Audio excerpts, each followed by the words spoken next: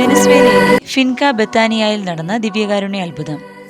ഫിൻക ബെത്താനിയയിലെ father ഒട്ടി അരിസ്തീസാബ ദിവ്യബലി അർപ്പിച്ചപ്പോൾ തിരുവോസ്തിയിൽ നിന്ന് തിരുരക്തമൊഴുകി. വിശുദ്ധ കുർബാന സ്വീകരണ സമയത്ത് അദ്ദേഹം വലിയ തിരുവോസ്തി 4 വിഭജിക്കുകയും അതിലൊരു ഭാഗം ഉൾക്കൊള്ളുകയും ചെയ്തു. പീലാസയിൽ വെച്ചിരുന്ന ബാക്കി 3 ഭാഗങ്ങളിൽ ഒരെണ്ണത്തിൽ നിന്ന് ഒരു മുറിവിൽ നിന്ന് എന്നതുപോലെ തിരുരക്തമൊഴുകുന്നത് അദ്ദേഹത്തിൻ്റെ ശ്രദ്ധയിൽപ്പെട്ടു. രക്തമൊഴുകിയിട്ടും തിരുവോസ്തി അല്പം പോലും നനയാത്തതായി കാണപ്പെട്ടു.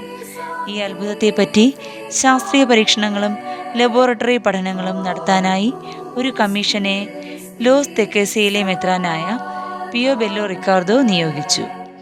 ഈ പ്രതിഭാസത്തിന് ഒരു ശാസ്ത്രീയ വിശദീകരണവും നൽകാനില്ലെന്ന് ടൂറിനിലെ തിരുക്കച്ചയിൽ കണ്ടതും AD 750 ഇറ്റലിയിലെ ലാൻസിയാനയിൽ നടന്ന ദിവ്യകാരുണ്യ അത്ഭുതത്തിൽ ലഭിച്ചതുമായ അതേ AB ഗ്രൂപ്പിൽപ്പെട്ട മനുഷ്യരക്തമാണ് തിരുവോസ്തിയിൽ നിന്ന് ഒഴുകിയത് എന്നും commission സാക്ഷ്യപ്പെടുത്തി.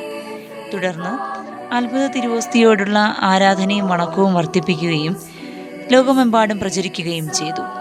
Augustinian Recollects nuns of Sacred Heart കോൺവെന്റിൽ ഈ തിരുശേഷിപ്പ് നിത്യാരാധനയ്ക്കായി പ്രതിഷ്ഠിച്ചിരിക്കുന്നു.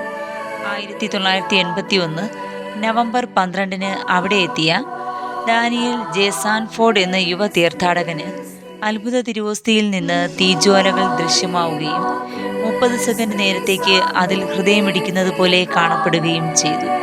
അദ്ദേഹത്തിൻ്റെ വീഡിയോ ക്യാമറയിൽ ഈ ദൃശ്യം പതിഞ്ഞിരിക്കുന്നു.